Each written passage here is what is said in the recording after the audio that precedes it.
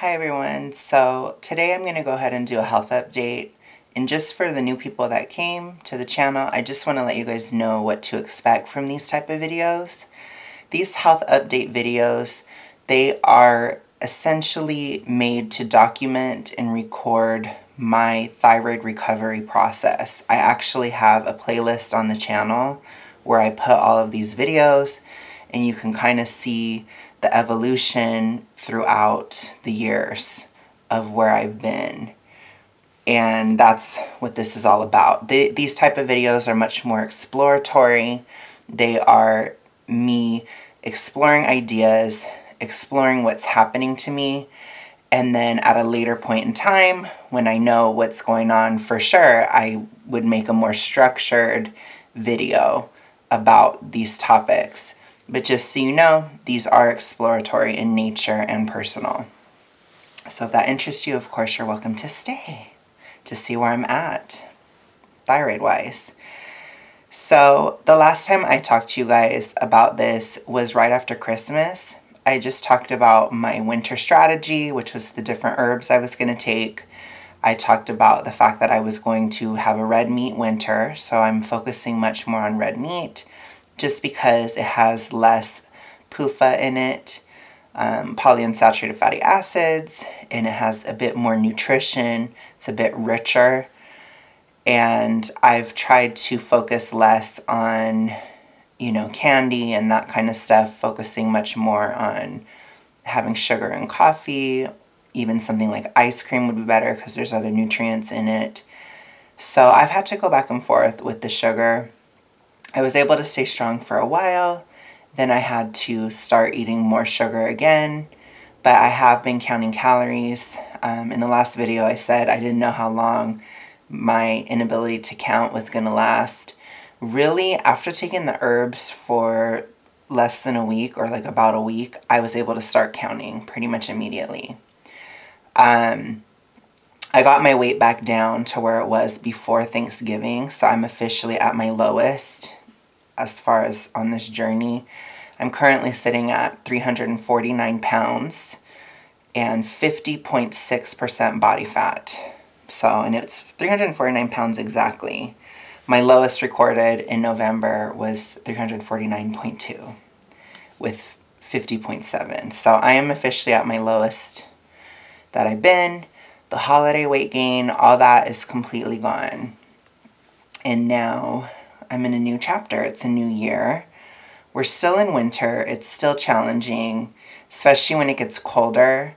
I find that I'm in a situation where my thyroid has greatly recovered from last year, and it's so much better than it used to be at the beginning, but it's still like just weak enough where if it gets cold, so if it goes towards like 30 or 40 degrees outside, I feel moon face.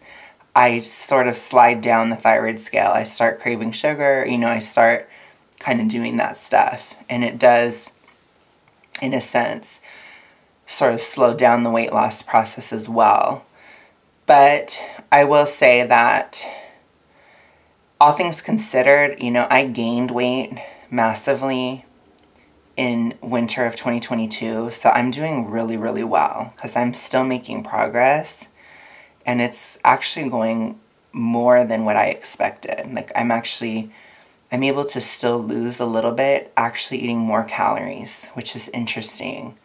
So that's huge. Because a lot of times I have to eat a little bit more. Like it's still winter, it's still a stress, like it's still a strain on my system. With the lack of light, with the cold, all these different things, it definitely puts my body in more of a anti-thyroid state than it would be in summer. But I'm really looking forward to when it warms up, because I think I may be able to be pretty strict once it's warm. I might not need sugar anymore. And that's kind of exciting because I probably will lose a lot more in the summer and spring. So we'll see. That's what I'm thinking anyways at this point. But I want to talk about some deeper things that are occurring because that's really why I'm making this video. There's been a lot of internal changes over the past month. And sometimes on this journey, the internal changes are so profound and so deep and so much that it can feel overwhelming to me. But what has really happened over the past month is that I have reached a certain level of health where I feel like I care about my reputation again. Now that went out the window years ago, honestly, and I kind of just did whatever I wanted from about 2015-ish to now. So a lot of these changes I went through and a lot of these things that I did during those years, I knew that some of it had to do with my thyroid getting worse, because I went through a lot of trauma in 2014, and trauma can definitely set you up for worse issues. And that definitely happened. You know, I had a lot of interpersonal drama. There was a lot of drama around my sexuality, my coming out at that time. There was a lot of drama. You know, there's been a lot of drama in the world in the years after. There's just been a lot of stuff happening. I mean, drama is kind of putting it lightly, right? So it's like, I didn't understand that a lot of the things that I did was a sort of cope, or it was something I did to deal with trauma. Even things that I really loved or things that I really cared about, they weren't necessarily me. And so it's really weird for me coming into this year, getting healthier, and finding out that a lot of things that I used to care about just do not resonate with me anymore. The two biggest examples of this are really my writing. So I used to write books all the time. I used to think about the stories I was writing all the time on a daily basis. And I actually formally quit writing in 2022 because without the constant trauma in my life, because the years after 2014 were very traumatic as well. But, you know, once we got into 2021 and I started doing this journey, like the trauma stopped. Like my life was very stable. It was even boring, you know, it was very stiflingly boring. Very, very rhythmic, you know, every single day was the exact same. I'd get up, have the same routine, go about my life every single day. And at the time, it really helped me because I was going through so much internal shifts and so many hormone changes and internal changes throughout 2021 that it probably would have been too overwhelming for me had my life not been that stable. Because for me personally, one of the biggest ways that my thyroid health deteriorating affected me was my mental health. It was my emotional stability. It was my reactivity and these kind of things. This is how it really hit me for the most part. Of course, it was also many other aspects because it got so bad. I don't really necessarily want to relive all of that, but I have been watching my journey again, and I was really appreciative of a lot of the progress that I've made. But for me, I've reached a point where something like writing, I understand now that it was only ever a catharsis. It wasn't something that I actually really cared about. It wasn't actually a passion for me. And it's still weird to say that because I identified as a writer from the age of like 14. And so it's still like, whoa, you know, it's still weird for me because it's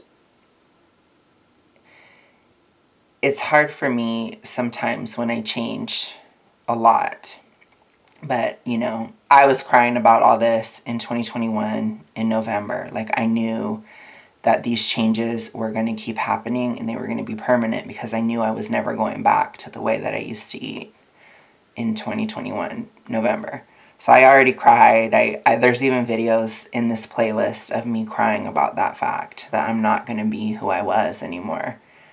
But I just, as time goes on, I get amazed at how far it goes. So one of the other things is I used to be absolutely obsessed with politics. Politics was my everyday life. It was something I thought about constantly. I used to be obsessed with astrology. It was something I thought about all the time. And I think a lot of these interests and, you know, quote unquote passions that I had, they actually came from a place of trauma. And it came from something more, you know, it came from something in that realm. And, you know, with my mental health being worse and all these different things, like these sort of more natural parts of myself, like, for example, caring about my reputation. This is something I was very much that way from a young age until I was completely traumatized in my early 20s. And it's just weird to be going back to who I was when I was younger, but also I'm completely different now at the same time. So it's a return to form, but it's also completely different.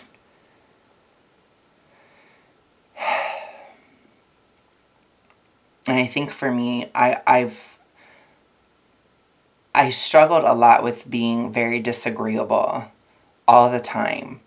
You know, always triggered, always upset, always trolling even. You know, just doing things where it's like you kind of feel that rise, that fire in you, and you just go for it. And I think part of me needed to do that, but I also think that it was more of a catharsis. It wasn't really who I am. Because as I'm going back towards how I used to be when I was younger, it's like I'm getting more calm, more agreeable, and it's like affecting the sort of like politics in my relationship. Like, I view my relationship differently than I used to. I view my relationship with my audience differently than I used to, with other people in my life. I'm a lot less selfish now than I used to be. I don't feel the need to make everything about me all the time. I don't feel the need to interject all the time, even if I do disagree. It just doesn't matter. You know, so as I've had this change over the past month, stuff has started to take off a bit more. And I think, you know, I got rid of a lot of my social media. Like, I took off everything that I just wasn't happy with. You know, I couldn't resonate with it anymore. But I don't really regret it. It's a weird place to be. It's like I don't have regrets, but I just know that it was a part of my journey. I had to get out my anger. I had to get out the way that I felt about things. But at the end of the day, it's over. So it's kind of like, I feel like I'm breaking up with trauma.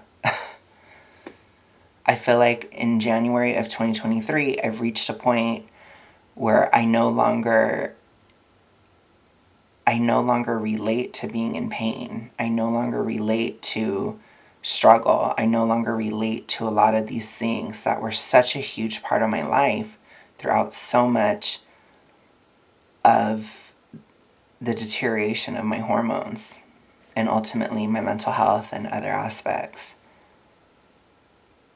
And so it's difficult for me, like I said, just because it's such a big shift and it's not, you know, it wasn't going away. Like, this was kind of happening for a while.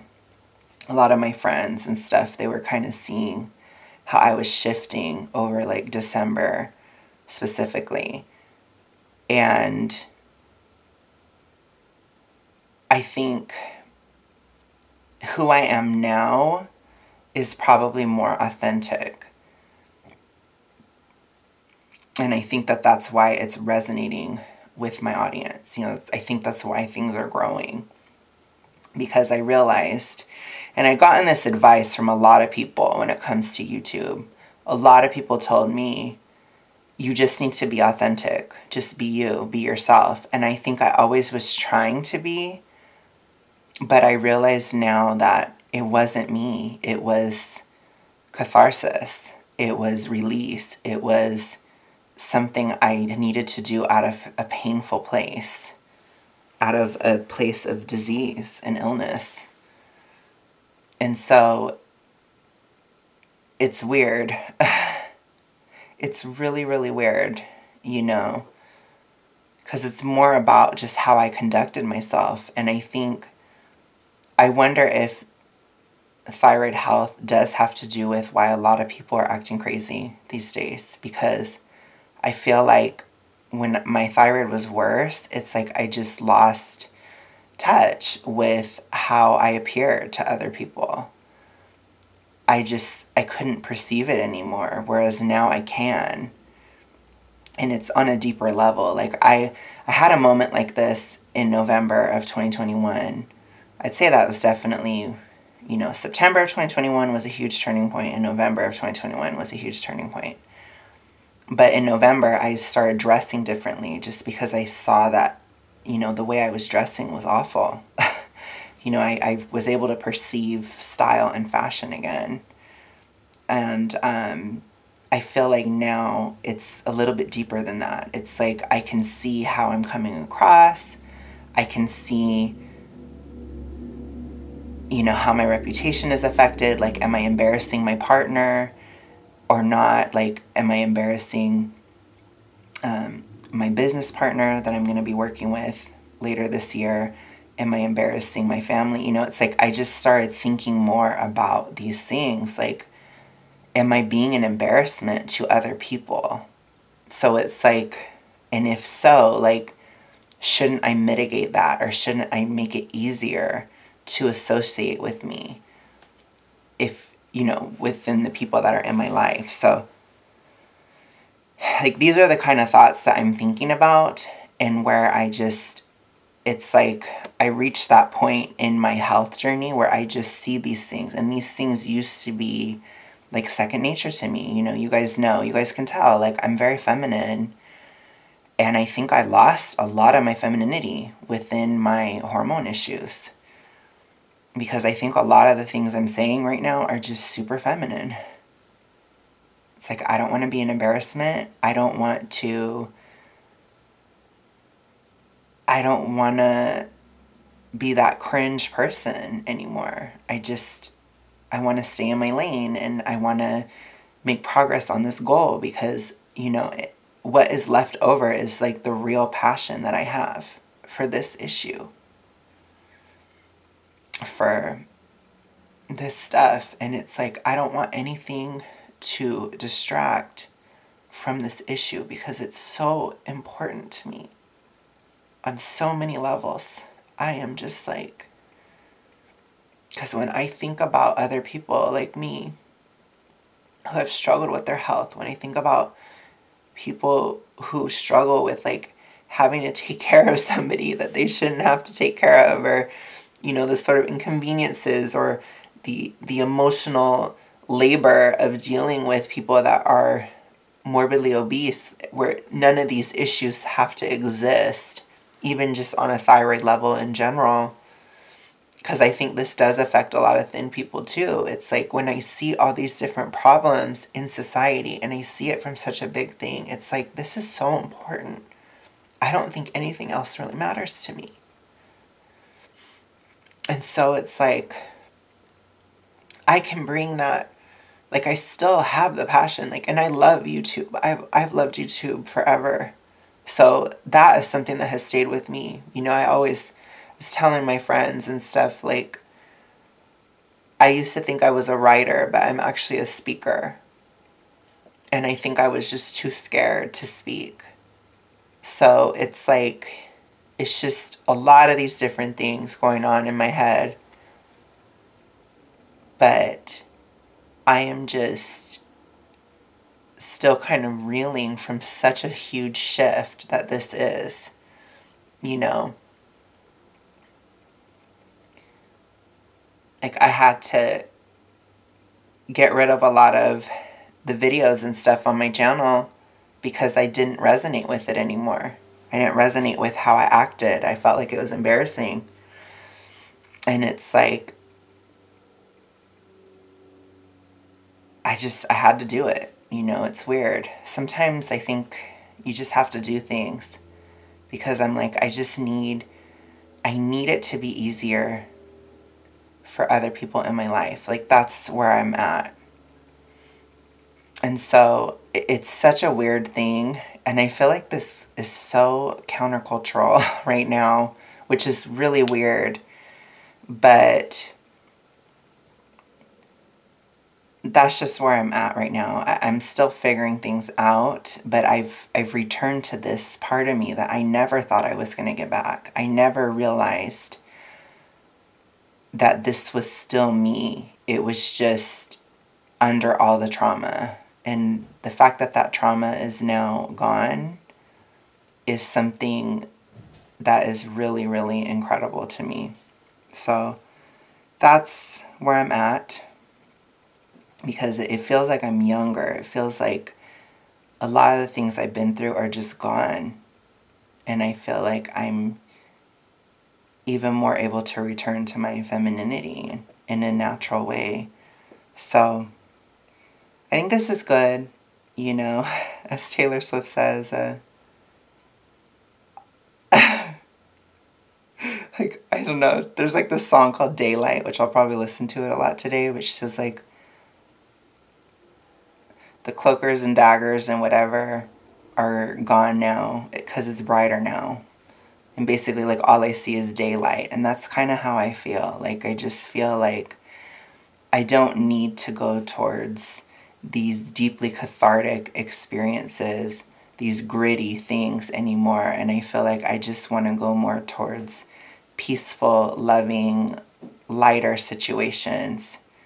And I never saw myself being that way ever again. So it's like kind of like a resurrection at the same time. It's a lot of things, still figuring it out, but we're going to be going further. So I'm really excited, and I will talk to you guys very, very soon. So I will see you guys later. Have a good one. Bye.